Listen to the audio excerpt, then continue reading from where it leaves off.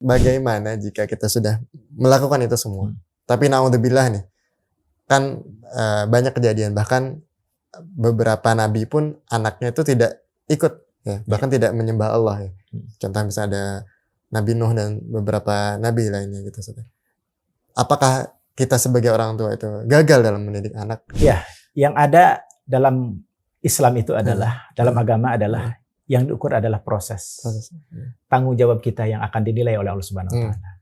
Setelah proses itu kita lakukan, 5 poin tadi sudah kita kerjakan. Ternyata hasilnya, alhamdulillah, berarti memang ada kesesuaian. Bahwa ikhtiar kita menghasilkan sesuatu yang kita harapkan. Anak kita menjadi anak yang soleh. Alhamdulillah. Tapi ketika proses itu sudah kita lakukan, semuanya sudah kita penuhi, tapi ternyata tidak berhasil. Seperti juga para nabi. Bagaimana Kan'an, ya, putranya Nabi Nuh, ya gitu. Ini satu indikator bahwa bukan berarti bahwa Nabi Nuh gagal mendidik kan gitu. Kalau soal itu kita serahkan kepada Allah Subhanahu wa Ta'ala. Yang penting kita adalah berikan apa yang menjadi hak daripada anak kita, apa yang menjadi kewajiban kita, kewajiban untuk tadi, ya, mengajarkan pesan kebaikan, ya, mendidik agama, ya, mengajarkan akhlak yang bagus, harta yang halal yang kita berikan, kemudian kita selalu berdoa. Soal jadi dan tidaknya anak kita menjadi anak yang soleh, itu bukan kewenangan kita. Assalamualaikum warahmatullahi wabarakatuh. Insyaallah Ika di Kota Bogor siap menemani hari-hari Anda dengan video-video inspiratif, tausiah dan penuh hikmah setiap hari menjelang berbuka puasa.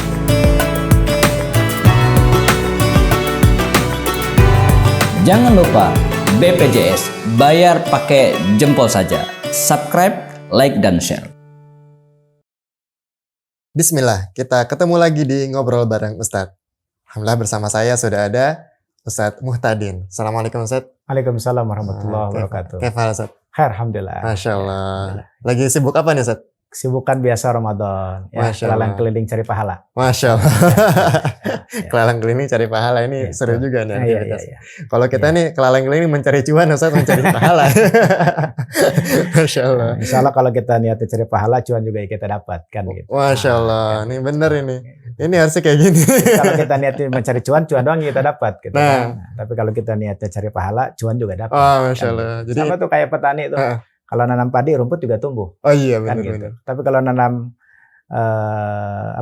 rumput, padi nggak akan tumbuh. Kan gitu. Jadi niatnya yang harus bagus dulu. Ya, Masya gitu. Allah. Ini baru gitu. pertamanya udah dalam ya. Nah ini Masya Allah sibuk banget kayaknya Ramadan. Ya Alhamdulillah berkah Allah yang Allah berikan. Ya kesempatan banyak Allah berikan untuk banyak-banyak kita berbuat baik. Ya, Masya Allah. Gitu. Kan di ujung ayat Allah mengatakan di ayat kedua ya dalam surat Al-Mulk itu alladzi khalaqal mauta wal hayata liyabluwakum ayyukum ahsanu amala. Jadi hidup kita harus itu. Ahsanu amala. Kita punya prestasi. Lembaran-lembaran kebaikan setiap hari kita harus selalu terisi dengan kebaikan. Masya Allah. Jadi ya hidup mati pasti ya. Betul. Semua orang pasti melewati itu. Tapi ahsanu amala tadi. Betul. Karena itu yang kita bawa. Masya Allah. Itu yang kita bawa. Maka kita harus berusaha cari pahala kemana-mana. Ya, gitu.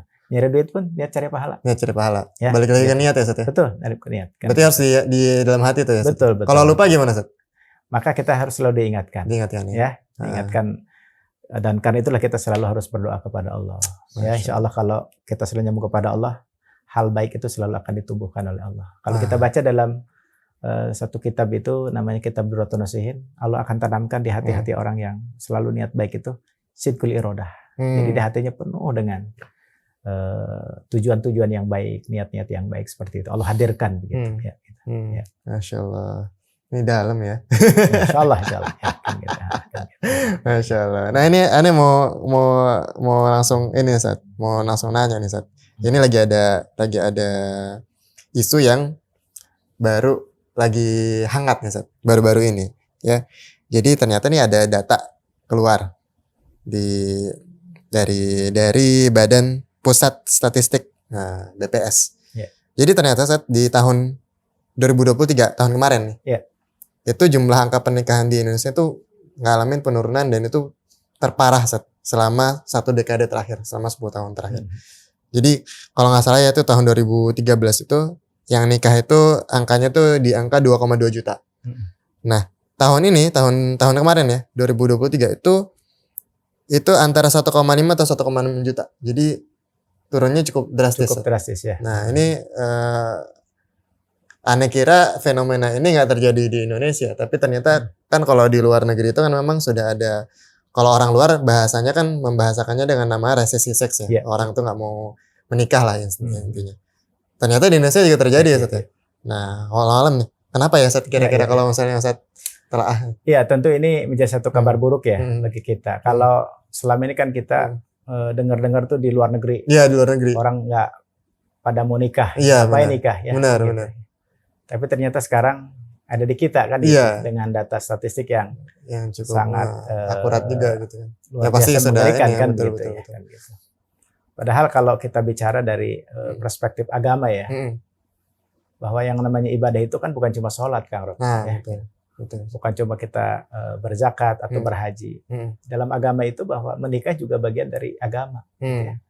Dari kebaikan dari ibadah. Bahkan kita sering dengar Ustadz ketika ada khutbah nikah, ya selalu tuh disampaikan ada sebuah hadis Nabi, ya bahwa an-nikahu nisfuddin, ya. Nikah itu adalah separuh agama. Separuhnya ya, separuh agama. Gitu. Besar banget berarti. Besar banget kan itu. Jadi kalau kita ngaku orang beragama, ngaku orang Muslim, tidak menikah, ya kita masih pincang tuh, kan gitu.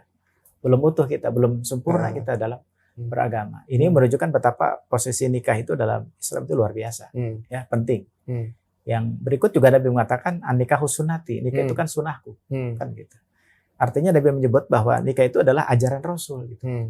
Sebagaimana juga para rasul-rasul Allah yang diutus semuanya mereka akan menikah. Kan gitu. Kecuali mungkin kalau kita baca dalam riwayat ya Nabi Isa aja kan tidak ada cerita tentang bagaimana beliau menikah kan gitu. Tapi dari dua dalil petunjuk dalam agama ini, dua hadis Nabi tadi yang kita sebutkan, agama adalah mengajarkan nikah itu separuh agama, kemudian nikah adalah sunatullah, ajaran Rasul, maka sesuatu yang sangat paradoks ya, bertentangan kalau fenomena yang tadi dibacakan, satu hal yang sangat ironis yang sebetulnya tidak boleh terjadi kan gitu. Nah, maka oleh karena itu barangkali kita tidak menyebut harus ada kampanye menikah, barangkali tidak seperti itu. Artinya kesadaran ini yang harus terbangun kembali dalam pribadi kita, terutama ya pemuda-pemudi Islam ya gitu. Bahwa harus punya satu konsep ya yang benar tentang hakikat dari sebuah pernikahan, dari sebuah perkawinan. Walaupun tentu akan ada saja alasan-alasan yang dibuat Kang Robi. Kenapa orang kemudian nggak mau menikah? Bisa aja kan, gitu kan. Kalau dalam bahasa fikih istidlal, orang bisa punya argumentasi, bahkan argumentasi yang dibuat-buat kan ada juga. Dalil yang dibuat-buat, yang cari-cari ya. Ya, termasuk juga sebaliknya kan gitu. Misalnya kita juga baca data bahwa tahun 2022 atau 2023 ya, itu juga tingkat perceraian juga sangat tinggi kan gitu. Mengerikan sekali. Mengerikan gitu. Yang nikah berkurang, yang cerai juga banyak kan begitu.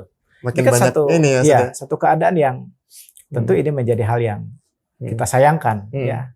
Yang sangat ironis, yang tentu tidak boleh terjadi. Padahal dalam agama nikah ini sesuatu yang penting. Bahkan kalau bisa kita bilang satu-satunya lembaga, institusi yang bernama pernikahan inilah yang akan bisa menyelamatkan kehidupan kita sebagai manusia. Betul. Kan gitu. Baik dari manusia sebagai individu maupun manusia sebagai makhluk sosial. Kan gitu. Karena benteng yang paling utama menjaga kehidupan adalah keluarga. Karena disitulah tempat kita untuk menghidupkan nilai-nilai kebaikan, mentransfer nilai-nilai kebaikan, dan melindungi ya anggota keluarga dari hal-hal yang merusakkan gitu. Jadi institusi yang sangat penting. Karena itu kalau kita bicara tentang keluarga dalam Islam, sekali lagi seperti yang disebutkan tadi, ya nikah itu adalah separuh daripada agama, ya nikah adalah bagian daripada ajaran Rasul gitu. Jadi fenomena tadi adalah fenomena yang tidak boleh kita biarkan. Kita apalagi misal sebagai aktivis, para dai, para mubaligh, ya gitu. Dan dalam lingkungan di mana kita berada perlu menyampaikan tentang visi maupun konsep tentang apa sesungguhnya pentingnya menikah di dalam kehidupan kita, baik dalam kehidupan untuk pribadi, keselamatan pribadi maupun keselamatan kehidupan sosial. Saya kira itu yang paling penting. Iya. Jadi harus paham ya, sadar bahwa nikah itu untuk apa gitu. Betul. Jadi kalau memang sekedar cuman menyatukan dua insan ya nggak mungkin. Kalau misalnya orang yang tidak punya agama nggak perlu menikah. Betul. Tapi justru kalau orang yang punya agama ya menikah tuh ya menyatukan dua insan, ya melakukan ibadah juga Ustaz ya. Betul. Bahkan membangun keluarga Ustaz ya. Iya. Betul. Bahkan kalau kita baca dalam hadis Nabi ketika berkaitan dengan seorang anak muda yang sudah punya keinginan menikah misalnya, tapi dia belum punya kemampuan untuk menikah, kata Nabi kan hendaklah dia berpuasa kan gitu. Karena puasa itu akan karena puasa itu bisa menjaga mata dan menjaga diri lah kira-kira begitu. Nah, ini artinya apa? Bahwa dari hadis Rasulullah ini bahwa namanya menikah itu adalah satu instrumen dalam agama ini yang sudah dibuat oleh Allah ya untuk melindungi kita dari hal-hal negatif. Bayangkan kalau orang tidak menikah, ketika sarana materi dia kuasai, dia miliki, ya modal materi dia miliki, lalu kemudian muncul keinginan-keinginan biologisnya, lalu tanpa ada benteng agama yang bagus, ya dia tentu akan terjerumus kepada hal-hal yang buruk seperti itu. Makanya sekali lagi dengan sangat jelas bahwa menikah itu cara yang Allah berikan yang sangat indah untuk menjaga kehidupan, ya seperti itu. Karena itulah kemudian sekali lagi menikah itu adalah perkara penting ya di dalam agama, dan kita baca dalam Al-Qur'an banyak ayat-ayat maupun juga dalam hadis Nabi perintah isinya perintah untuk menikah. Fankihu ma taba lakum minan nisa. Perintah kalimatnya menikah. Tegas sekali ya. Dalam hadis-hadis Nabi juga seperti itu. Bahkan Nabi pernah menyebut orang yang tidak menikah itu disebut orang yang miskin katanya. Walaupun dia punya ini punya itu, tapi kalau belum menikah miskin. Ya seperti itu. Nah, sekarang barangkali Kang Robi yang juga perlu kita pahami adalah ketika kita sudah menikah, apa sebetulnya yang harus kita kerjakan? Saya kira ini yang paling penting bagi kita. Di samping fenomena tadi yang juga menjadi PR kita bersama, gitu, untuk bagaimana kita jangan sampai membiarkan ini problem seperti ini. Ya, karena ini bagian daripada ajaran agama yang harus kita sampaikan, bahwa menikah itu adalah kebaikan, ibadah yang luar biasa. Bahkan kalau saya sendiri sering ngisi dalam acara khutbah nikah, ini adalah ibadah yang paling panjang namanya menikah. Benar. Kalau sholat paling kita sholat 5 menit kan. Ya, imamnya agak panjang, hafiz Quran 10 menit lah sholatnya. Tapi kalau menikah seumur hidup kita kan. Benar. Ibadah haji 40 hari paling kan gitu. Sementara ibadah pokok hajinya paling 5 sampai 6 hari. Betul. Selebihnya itu adalah bonusnya aja, kita bisa mondar-mandir ke Haram, ke Masjid Nabawi untuk bisa arba'in. Menikah adalah satu ibadah yang sangat panjang. Nah, oleh karena itu kita perlu apa yang mau kita kerjakan sebetulnya dalam kehidupan rumah tangga. Nah, sebetulnya ketika kita menikah, Kang Robi, itu ada dua hal yang harus kita pahami. Pertama, nikah itu akan menghadirkan sebuah tanggung jawab. Ya, tanggung jawab itu ada bicara hak dan kewajiban. Apa kewajiban suami kepada istri, dan kewajiban istri kepada suaminya, kan gitu. Dan dalam agama sudah sangat dirinci. Kewajiban suami kepada istri misalnya tentu kasih sayang, ya, menjaga, merawat, memelihara, kemudian menafkahi lahir dan batinnya. Bahkan dalam bahasa lain Allah mengatakan kamu adalah pakaian buat istrimu, istrimu adalah pakaian untukmu, kan, gitu, dan seterusnya. Nafkah lahir dan itu kewajiban. Sebaliknya juga istri juga punya kewajiban untuk melayani suami, ya gitu. Hormat kepada suami, kan gitu. Mentaati perintah suami dan seterusnya. Jadi konsekuensi dari sebuah pernikahan itu adalah menghadirkan tadi tanggung jawab hak dan kewajiban. Yang kedua, menikah itu menghadirkan satu titipan amanah. Itulah yang berupa generasi. Anak yang lahir dari sebuah perkawinan. Setelah hak dan kewajiban tadi tertunaikan oleh suami dan istri, ya, dan agama memberikan tuntunan yang sudah sangat rinci, maka keduanya kemudian oleh Allah diberikan anak keturunan. Titipan. Nah, itulah kemudian apa yang harus dilakukan terhadap titipan itu. Ya. Kalau kita baca dalam Al-Quran, bahwa anak itu adalah titipan Allah yang suatu saat akan diminta pertanggungjawaban.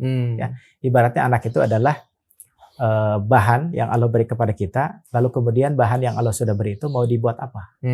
Ya, mau dibikin apa? Nah, Allah menghendaki tentu bahwa anak yang Allah berikan kepada kita harus dijadikan hamba Allah. Manusia yang taat kepada Allah, yang takwa kepada Allah. Maka kita perlu di situ memberikan hak-hak daripada anak sebagai titipan dari Allah Subhanahu wa taala. Nah, kalau kita bicara tentang hak yang harus diberikan, kewajiban apa yang kita tunaikan terhadap orang tua terhadap anak, ya. Tentu kalau kita baca dalam keterangan Al-Qur'an dan hadis, yang paling pertama adalah kita harus memberikan nama yang bagus. Jadi anak-anak kita harus berikan nama yang bagus. Jadi itu penting ya, Seth? Penting. Bab pertama itu? Betul, bab pertama. Memberikan nama. Dan alhamdulillah biasa anak-anak zaman sekarang ya, yang sudah menikah itu biasanya sudah namanya susah-susah sekarang. bahkan susah-susah, tapi kalau kita tanya Saking artinya juga bagus-bagus artinya kan gitu nama. Beda dengan orang tua kita zaman dulu asal jeblak aja. Kan, gitu. Memang itu yang dianjurkan itu nama-nama yang bagus, karena itu adalah doa. Kan apalagi kata ulama dianjurkan tabaruk ya, mengambil berkah nama-nama para nabi misalnya ya kan gitu. Salafus soleh, orang-orang soleh terdahulu. Bahkan misalnya juga nama-nama yang mengandung makna yang baik. Ya. Bahkan kita sebut juga dalam kehidupan sehari-hari nama adalah doa, ya kan. Gitu. Yang kedua tentu adalah kita mengakikahkan ya dua anak kita. Kalau laki-laki 2 ekor kambing, kalau anak perempuan. Nah, itu nggak boleh lupa tuh. Nggak boleh lupa kan begitu. Ya. Kemudian juga adalah mengkhitankan. Ya. Bahkan kalau kita baca dalam riwayat Hasan Husain itu dikhitan, disunat oleh Rasulullah di hari yang ke-7 tuh. Oh, hari ke-7. Barang dengan jadi pas baru akikah. Masih bayi ya? Iya, masih bayi kan gitu. Bahkan menurut para ahli kesehatan itu kalau anak masih kecil sudah dihitan itu imunitasnya jauh lebih bagus kan gitu daripada yang sudah lewat waktunya. Ya, gitu seperti itu.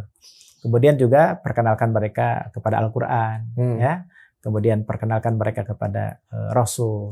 Ya, begitulah artinya. Bahkan Nabi secara khusus ketika sudah 7 tahun, anak harus mulai dididik untuk melaksanakan sholat. Umur 7 tahun gitu, tadi. Ya. 10 tahun belum mau sholat juga, pukul. Artinya kita harus dengan tegas. Kan gitu. Nah, itu kan gambaran-gambaran yang sangat jelas dalam agama yang menuntut kita bahwa anak dari sebuah perkawinan itu punya hak ya untuk kita berikan, bukan sekedar kebutuhan-kebutuhan materinya, sandang, pangan, dan papan anak. Artinya hak-hak fisiknya dipenuhi, tapi juga tadi soal nama, soal agamanya, soal sholatnya dan seterusnya. Dan kalau kemudian kita coba rinci lagi, paling tidak ada 5 sebetulnya Kang kewajiban orang tua ya atas amanah anak yang Allah berikan itu. Saya kira itu. Iya. Jadi Ana sekarang baru ngalamin Ustaz ya, punya anak gitu Ustaz. 1, 2, 3, 4 gitu, baru 4 nih alhamdulillah. Semoga nambah lagi insyaallah. Amin. Kadang-kadang ini gini Ustaz ya, ada kekhawatiran orang tua terhadap masa depan anaknya.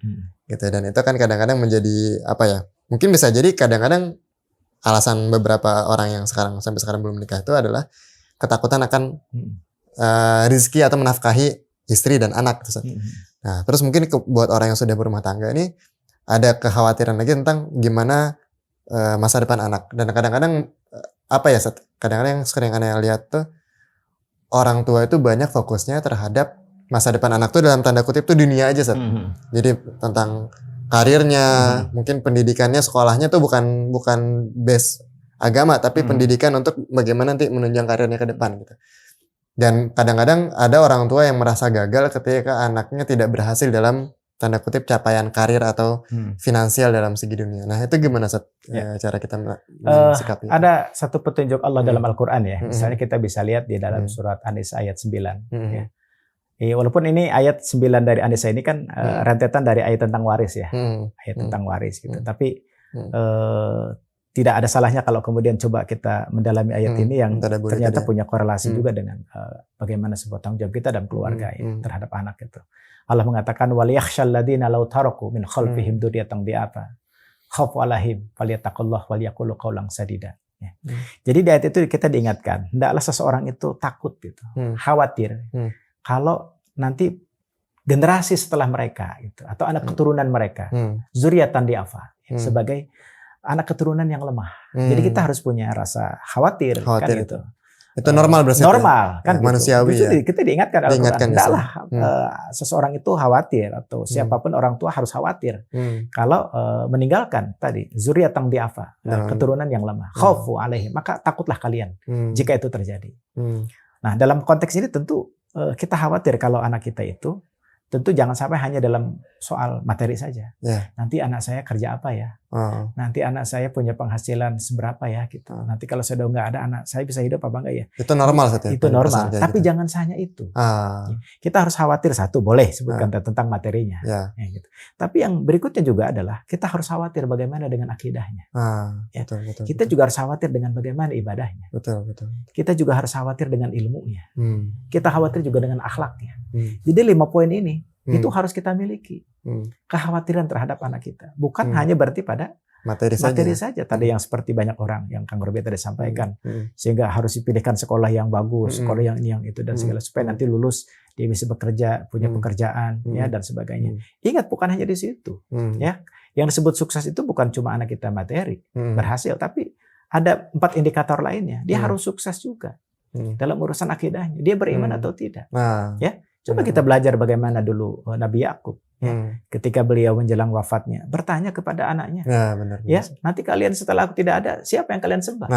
Kan gitu. Maka di sini kita harus mengajarkan agama, ya, mengajarkan akidah, mengajarkan tauhid, keesaan kepada Allah. Yang kedua, kita harus khawatir kepada mereka kalau mereka lemah secara ibadah. Makanya Rasul mengajarkan kepada seperti tadi disebutkan, 7 tahun anak kita harus kita ajarin sholat. Ya, bisa nggak anak kita sholat? Itu khawatir tuh, ya. Karena ibadah yang pertama ibadah yang pertama, apalagi kan menjadi identitas kita orang Islam, amal pertama yang akan dihisab gitu ya. Ya kita didik sendirilah. Ya kalau nggak bisa ya kita minta orang lain, guru, ustazah yang mengajarkan supaya sholatnya benar. Ya gitu. Jadi jangan sampai kita membiarkan, tidak khawatir terhadap persoalan ini. Ya contoh yang paling sederhana Kang Robi, saya sering menemukan pengalaman. Kalau ada orang tua meninggal, ya tetangga pada datang, ustadz kiai pada datang, mensolatkan jenazah. Anaknya yang laki-laki nggak ikut nyolatin.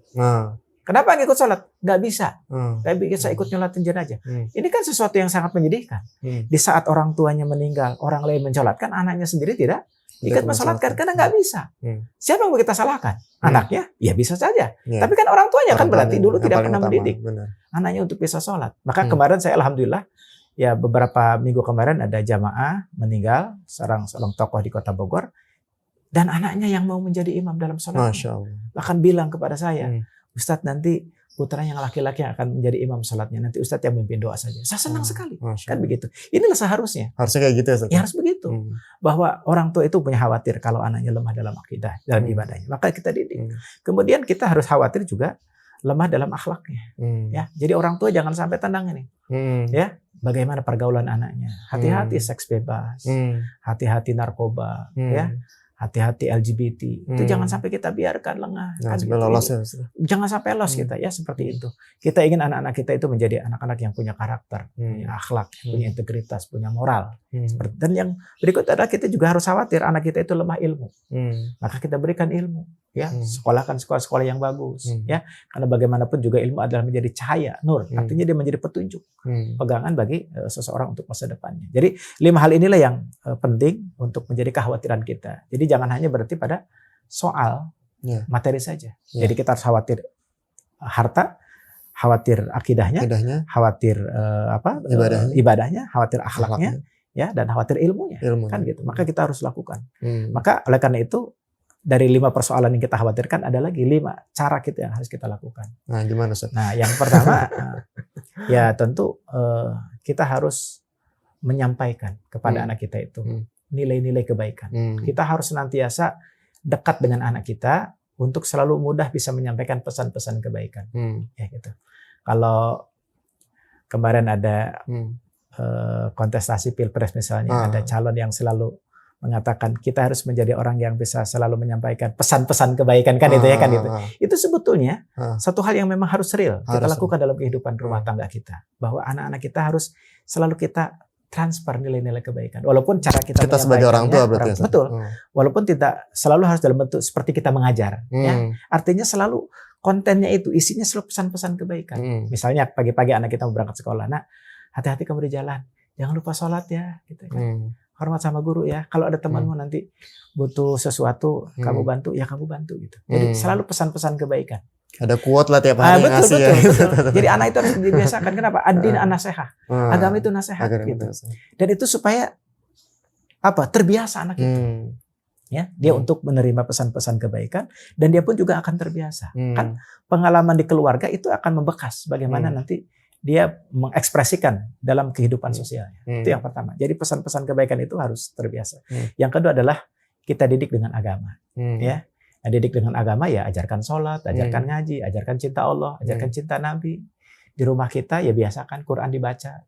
Bahkan kita ada ngeriung istilahnya ya ada halakoh ngaji bareng ya kan, sholat jamaah walaupun laki-laki ke masjid ya nggak apa-apa. Beberapa kali kita membiasakan di rumah untuk berjamaah keluarga. Bahkan anak kita suruh jadi imamnya. Kalau di masjid kan mungkin nggak boleh barangkali ada kiai yang nggak boleh, anak-anak nggak boleh jadi imam. Tapi anak kita yang sudah balik suruh jadi imam, kan begitu. Jadi ajarkan, didiklah dengan agama, gitu ya. Didiklah dengan agama itu. Karena agama itu bukan sekedar mengajarkan tapi dididik, artinya dibiasakan di situ. Ya. Kemudian yang ketiga adalah contohkan akhlak yang baik. Jadi akhlak yang baik itu kita contohkan. Artinya kita sendiri harus betul. Mulai duluan.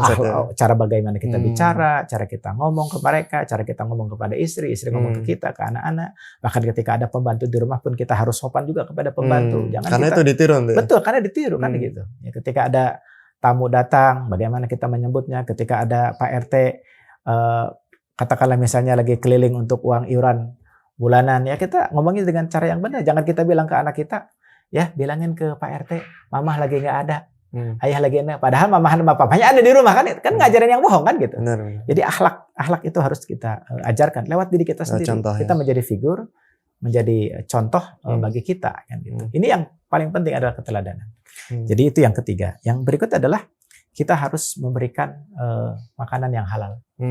Rezeki yang kita berikan buat mereka itu harus dari hasil usaha yang halal, ya.